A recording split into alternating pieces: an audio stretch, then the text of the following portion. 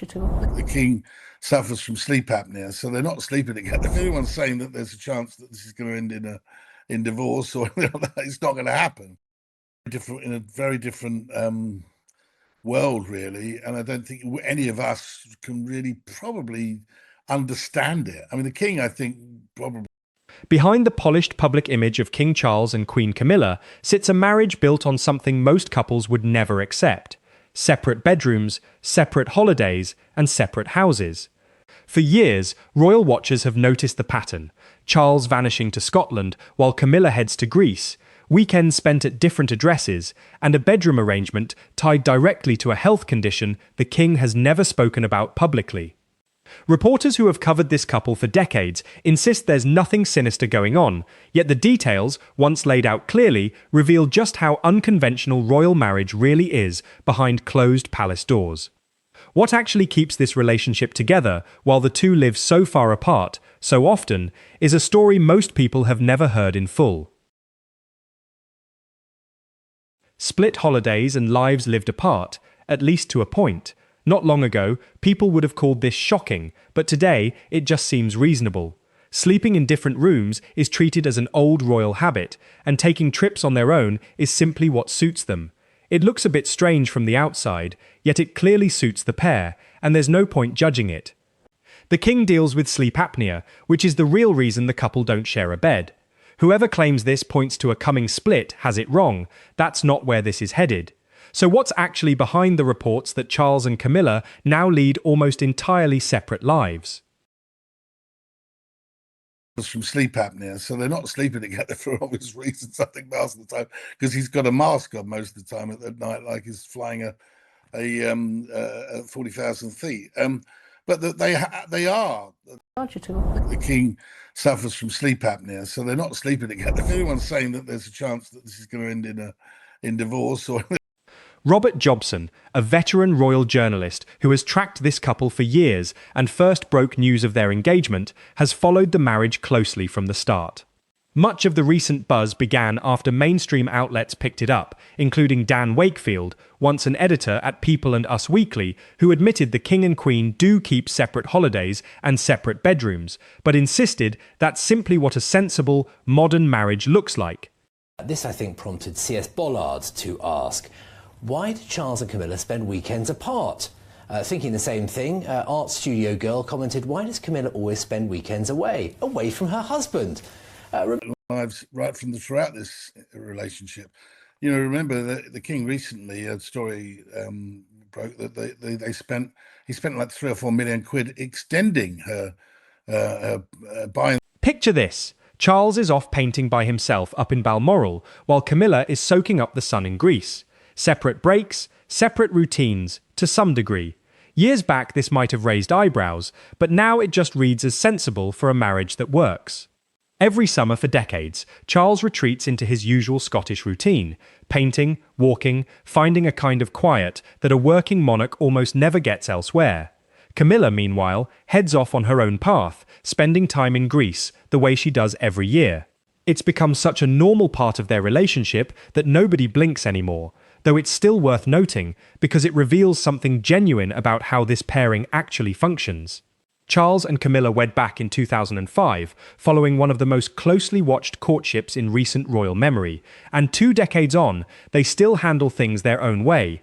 Separate rooms as long-standing royal custom, separate trips simply as personal taste. Separate vacations and separate lives to some extent. Years ago, this would have been considered controversial, but now it's just sensible. Separate bedrooms as a matter of a long-standing royal tradition, separate holidays as a matter of preference. I do and always have had separate interests. Ever since I remember, she would go to the Greek islands, and has been since they were single. It isn't only holidays spent apart, weekends are split too. Rebecca English, the Daily Mail's senior royal correspondent, tried to explain this in comments that ended up spreading widely online. Camilla often opts to spend her weekend time at her own residence, Ray Mill House, while Charles tends to be at Sandringham or close by at Highgrove. This left plenty of people online wondering aloud why the couple choose to be apart on weekends, and why Camilla so often stays away from her husband. English's answer was that the two are together plenty as well, but they also each keep a fair amount of independence, and none of it hurts their bond. They've been married a long while, but they've also spent stretches of their lives apart before, so this pattern feels familiar to them. Ray Mill was purchased privately by Camilla following her split from her first husband, Andrew Parker Bowles, which makes it essentially her own family home. English admits this arrangement can look unusual to outsiders, but says she's stopped passing judgment on it.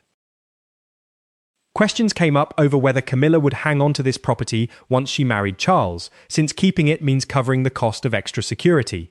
But she made it clear she wasn't giving it up. It's a genuine escape for her, relaxed and unpretentious, where her children and grandchildren come to visit.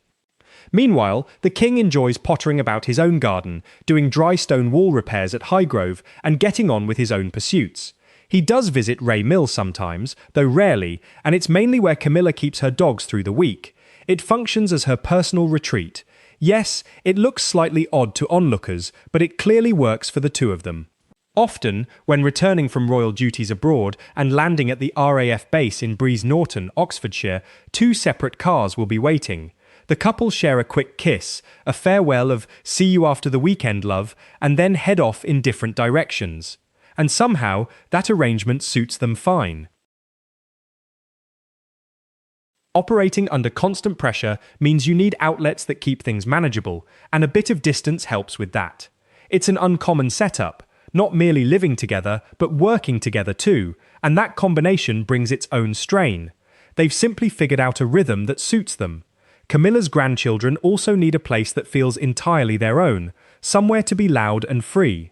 At Windsor, or inside a palace, there's always a worry about knocking over something valuable or not being allowed to kick a ball around. But at Granny's house, kids can wear jeans, run wild, and skip the formalities of titles altogether. Royal author Robert Hardman has described this pattern as a kind of decompression. During the pandemic lockdowns, English once conducted a phone interview with Camilla, then still Duchess of Cornwall, about domestic abuse, arranged through the palace press office. It was obvious Camilla was calling from Ray Mill at the time. A horse could be heard passing outside, which set the dog barking, prompting Camilla to say, "Excuse me, Winnie, be quiet." According to Jobson, nothing about this dynamic is new. Back in 2005, when he first broke the engagement story, Charles was already known as a fiercely independent man, and Camilla's decision to hold on to Ray Mill House reflected the fact that the couple had lived fairly separate lives from the very beginning of their relationship. Jobson also notes that Charles recently spent several £1 million expanding Ray Mill by purchasing the house next door, giving Camilla extra room, likely partly for security reasons. This pattern, he says, has been in place for a very long time. Jobson also revealed in his own book that the king has sleep apnea, which is the actual reason the couple don't share a bedroom most nights. Charles wears a breathing mask that, as Jobson jokes, makes it sound like he's cruising at high altitude. Beyond that, the couple have always kept separate hobbies and interests. Camilla has long favoured trips to the Greek islands, a habit going back to when the two were a couple but not yet married. Charles, meanwhile, gravitates to Highgrove and currently spends time at Balmoral, a place Camilla reportedly isn't fond of at all. She prefers staying at Birkhall instead. Charles, since taking the throne, has grown to genuinely enjoy Balmoral, surrounded by staff and extended family. So, this setup is simply what functions for the two of them. Whatever rumours suggest a split is coming, Jobson insists that isn't going to happen. The truth, he says, is that both are well into their late 70s, with Camilla approaching 80, and nothing about their arrangement is likely to shift now. Many assume the couple live like any ordinary older pair, cuddled up watching television together in the evenings, and to some extent, they do. But their day-to-day existence is still fundamentally different from most people's and hard for outsiders to fully grasp. Jobson suggests Charles, who is very much a loner by nature, might actually be better suited to living alone altogether. Still, the couple do share time watching television before Camilla heads to her own house and Charles turns in for the night. It might sound strange framed that way, and while English tends to laugh the whole thing off, Jobson maintains it isn't something ordinary people are really in a position to judge. Their world is simply too far removed from everyday life to compare.